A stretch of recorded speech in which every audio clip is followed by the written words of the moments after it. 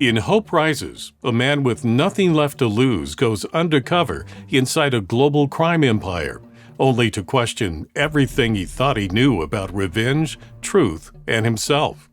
Ahead, I'll talk with David Baldacci about his second novel featuring Walter Nash. Hi, I'm Dan Skinner, and this is Some Books Considered.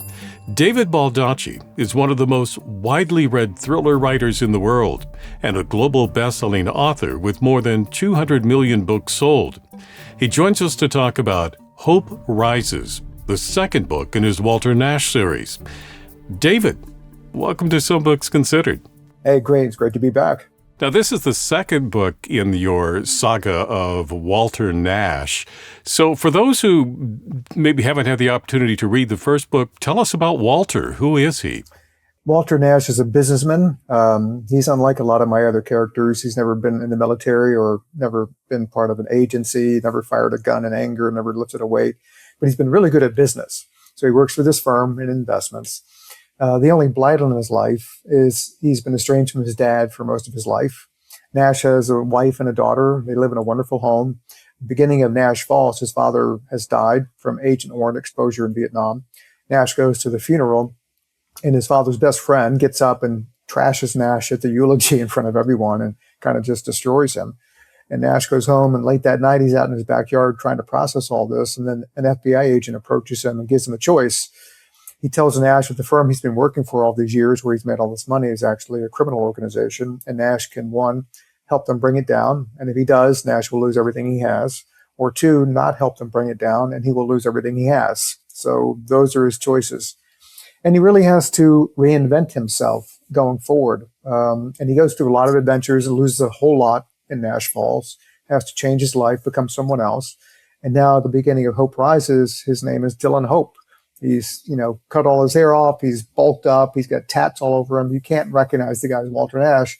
And he has embedded himself right in the middle of this criminal organization that the FBI wants him to bring down. And that's where the story of Hope Rises picks up. And that's where we're off running now. And in the beginning of Hope Rises, you do give people sort of synopsis of what happened in the first book. Yes. But there's so much going on, I would say, yeah, it could stand alone, but it'd be really great if you read Nash Falls first. Yeah, my publisher will say that in order to fully enjoy Hope Rises, you should read my entire body of collected work. But definitely it'll be a better read if you've read the first novel. Now, let's just talk about this development of the character Walter Nash. Here is a character that goes through such a massive transformation. What attracted you to telling this kind of story? These days, I had in mind when I was putting Walter Nash together that he had achieved the American dream. Generations are told you work hard, you get a good education, nose to the grindstone, do the right things, you will achieve the American dream and success. And he did. By any measure, he has, considerable wealth. He has a wonderful lifestyle. He's happy. He's healthy. He's in a privileged spot in his life. And then it's all taken away from him, having nothing to do with him. So that's the first point, because I think a lot of people these days can relate to that. I did everything I was supposed to do, and now it's all gone for whatever reason. AI has taken my job, my career. Now, I think he's done in this book what a lot of people feel they have to do during the course of their life. He's had to reinvent himself into someone else he never thought he was going to be, never thought he needed to be. But people do that all the time. We go through life and something happens, a traumatic event or a catastrophe, a job loss, whatever. We have to really become someone else. And I think that it speaks to just the individuality of the human being that we hold more than one persona inside of us. We can be many things to many different people, and we often are. I think that in this novel, I just used Walter Nash as a vehicle to sort of show the extraordinary links to what people can do to become someone different. And I like to write stories where readers can relate to what's going on. That you may think, well, my God, what happened to Nash will never happen to me. But it does happen to people in smaller doses, smaller measures. Everyone has suffered loss. Everyone has suffered some change in their life that made them, change the direction of where they were going. And I think they can relate to that through Walter Nash. And Walter Nash is driven by a number of things. In the first book, a lot of that's about protecting his family and obviously survival. But in the second book, he's driven by revenge. he wants to get the person who brought this all upon him sort of indirectly in that the FBI wanted him to investigate this criminal organization. So he wants to go after the head of this criminal organization for all the things she has done, not only to him personally and his family, but sort of at large, because she's sort of this evil force in the world. So tell us a little bit about this, antagonist that he has and who he wants to get revenge on. So her name is Victoria Steers, and she's head of this criminal organization that actually has its tentacles into the firm that Nash worked for. So she's a global criminal. And Victoria Steers is the reason why I needed to write a second book. If I had sort of left her one-dimensional, I could have ended this story with Nash Falls and a very sort of predictable ending with her. But I decided to do something with Victoria Steers I'd never really done with an antagonist of her level before. And that required me writing a second novel. As complicated and as multi-layered as Walter Nash is, I think that readers will find that Victoria Steers matches him in that regard. I built her up as a sort of extraordinary evil character. And as a writer, when you do that, I've always thought that to play fair with the reader, if you ask something extraordinary of your characters, you have to give them an extraordinary motivation and backstory to match that. You can't just pull it out and say, oh, well, it was just because. I don't want to hear it was just because. I want to see the cold, hard facts that drove that person to where they became that sort of monster. And that's, in this novel, that's where you learn about Victoria Steers. And then I took those two characters, damaged and flawed and multi-layered and multi-dimensional, and I thrust them together, quite frankly, not knowing at that point what was going to happen when those two collided. But I like to think of it as like this amazing, battle of wits, cat and mouse. But at the end, something deeper than that and more poignant. It sort of starts out, it's kind of like, some of my favorite Hitchcock flicks where you got someone on the inside and they're only one step ahead of the cat and anything can happen and you're tense all the time about, oh my God, is he going to get found out or not? So I give you all of that, but then I give you something more on top of it. And his character, Walter Nash, thinks of her one-dimensionally at first. She's just evil. I need to eliminate her. I need to kill her. But as he gets to know her, he realizes, no, this is a multi-layered person. And in fact, at one point in their discussion, she says, even evil people, have moments of goodness, something to that. I'm paraphrasing there. But he begins to realize that she's not everything he thinks she is. She's much more than what he thinks she is.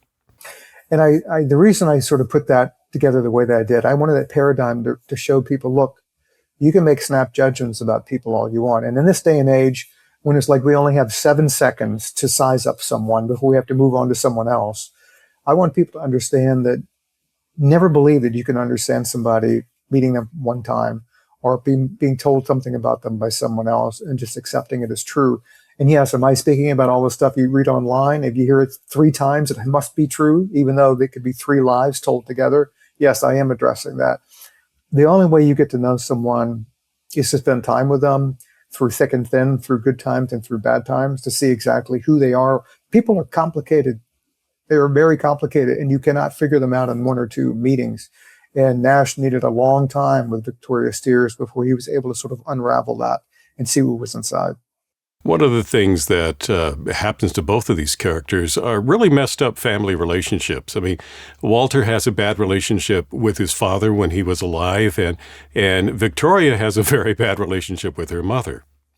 Those influences can be dynamic and traumatic, depending on, what's going on in each individual's lives. It was, for me, the father-son relationship with Walter Nash really had a great influence on how he turned out as a person. Mostly positive, but obviously some baggage on top of that. With Victoria Steers, her mother was probably 99% of the reason why she turned out the way she did, but I left 1% of her still there. And that 1%, while it was small in comparison, it was still alive and still had an opportunity to reemerge itself. You only need 1 seed to grow a flower. So I left a little bit of Victoria Steers, who she used to be, to see if maybe the rest of her could come back. And the reader can read the book and see if she did or not. And there is a character, in fact, Victoria Steers, basically Nanny, who never loses faith in her, believes that there's still a seed of goodness within her. Yeah, Hiroko was family to Victoria Steers, more her mother than her mother was. And I also my theme in there was that if you know someone as a young person, right from the day they were born and growing up, you will know more things intimately about that person than anyone else. Being with someone when they were very young, when they're starting to develop their personality and their characters, make their choices in life, that's the time to observe and get to know someone. And so Hiroko knew the real Victoria Steers. And that's why, having known that that person existed at some point in time, no matter what she became later on, Hiroko always had great faith, again, that 1% of Victoria Steers was still there. And depending upon how life turned out and the influences around her, she had the chance to come back as that person too. And so Hiroko was a very important character. She was sort of the touchstone that allowed Victoria Steers, I guess, not to forget who she used to be and maybe one day still could be. Well, talk a little bit more about Walter, or Dillon's goal here. He went into it just strictly, like I said, one-dimensional. He wanted revenge. And as he gets more and more into the situation, he realizes revenge is maybe not going to satisfy his needs here. So tell us a little bit about what you wanted to explore in terms of revenge and whether it's ultimately satisfying. You know, revenge is it's a goal that a lot of people have because it seems like it's a no-brainer. Everybody wants to take their revenge, and once they do, they're going to feel much better about it. That's almost never the case, because it's not just about the feeling of revenge. It's about a lot of different feelings that are very complicated, and avenging yourself on someone is not going to make all the hurt go away. So he went in, obviously laser focused, that this is my goal, this is my job, this is what the FBI is telling me to do, and I'm going to do it. But then that one straight line, that through line idea and plan that he had, all of a sudden hit all these complicated factors. It's almost like when a plane hits turbulence, you go up, you go down, and you're not sure of where you're going to go at that point going forward. All you know is that something has to change. And, you know, I built Walter Nash that he was a thoughtful, practical, reasoning person who, you know, didn't chase windmills. He tried to live in the world as he saw it. Well, his time spent with Victoria Steers, the world as he saw it changed. And so his mission had to change and his goals had to change. And I think he realized that he was not after revenge so much as he was after understanding of this person and what made them tick. And also a self-examination of himself. You know, he had made a ton of money and he thought he was really happy, but it turned out that a lot of that was almost like, you know, fool's gold. It really wasn't all it was cracked up to be. He thought he had a wonderful marriage, really didn't have a wonderful marriage as it turned out. And it didn't turn out that the money actually made him any happier than he is today. It's all about relationships. It's all about what you think of yourself. It's all about having real goals as opposed to the ones that society says you should have. So this book and these two books were really a self-exploration of Walter Nash's life. And it also was very much the same for Victoria Steers. You know, they were trying to figure out exactly who they were. A lot of moral dilemmas for him. You know, not only did he have to revisit the idea of revenge, and is that what I really want, but what is justice in this case? It gets very murky. You know, there are a lot of different players. There are multiple antagonists, and I won't reveal too much, but it's certainly not just Victoria Steers. There are multiple antagonists, and they all have varying levels of guilt and culpability. And some crimes committed by others are much harsher, worse than crimes committed by some of the other players in the novel as well. So one justice is not going to fit all. You know, you're going to have degrees of that. And I think when you get to the end and you realize that, I think that justice was meted out pretty fairly, depending on what the person had done in the course of the novel. But at the end, you can have laws and you can have punishments that are legal. You can go to prison for a while or forever. But at the end of the day, I think the worst punishments sometimes come from the inside of people when they realize what they've done. And some have no remorse. You know, they're not built that way. But the ones who do have remorse, I think the most difficult punishment of all is how you see yourself at the end, that you actually did those things. and you're going to judge yourself worse than anyone else will. This book, I would say, is a thriller, of course. There's a lot of action in here, but a lot of thoughts about morality and, like you said, self-examination, etc. So I think it'll be kind of a balanced read for someone who's kind of looking for something beyond just a heavy action thriller, that there's a lot to think about after they finish this book. So I hope so, yes. That's why I wrote it. So tell us about what's next for you. So in the fall, you're going to see another 620-man adventure, Travis Devine. He is on a new mission that'll take him to a distant country where most of the action takes place. And I love his character because every book I continue to evolve who he is. You'll learn a lot more about his family in this one. I haven't really talked about them all that much in the 3 preceding books. So really, this is a very much of a self-exploration, self-examination book for him as well. There's lots of action and thrills, and he has a mystery to unravel. So everybody will get a good dose of that. But I think the older you get, this is my 30th year in published, and I just realized that this morning actually. And I think you get to a certain stage of your career, and you want to delve deeper into your characters. Because really what you're doing is you're delving deeper into yourself. And when you get to a certain age, people tend to look a little more inward than outward. Youth is like, what's in front of me? A little bit of age on you, you turn your eyeballs around and you look inside a little bit more. So I think that's what you're going to see with Devine this time. Well, David, before I let you go, I want to give you the opportunity to talk with us about the Wish You Well Foundation, the work you and your wife are doing there. We founded the program about 25 years ago. We promote family literacy across the United States, and we've funded programs in pretty much all 50 states. Look, reading is the most fundamental skill we will have. Reading will determine how good of a world we're going to have. If fewer and fewer people read, we're going to have a terrible world, just a terrible world. Because books build empathy, books build good human beings. The lack of books do not build good people, and the lack of books means we are going to have a dearth of empathy across the world. So you better buckle up, because if we don't get our reading levels up, it's not going to be pretty. So the Wish You Well Foundation, its mission is to eradicate illiteracy in the United States. But even more than that, we want to teach as many people as possible to read at the highest levels possible and to make them dedicated, consistent readers throughout their entire life. We are up against an enormous wall because, as you know, I'm sure everyone realizes, reading rates are plummeting across all age groups. Social media is not helping because now I've just read a stat, but the average attention span for an American is 42 seconds long. That for me is probably the biggest crisis we face as a people, as a nation, as a world.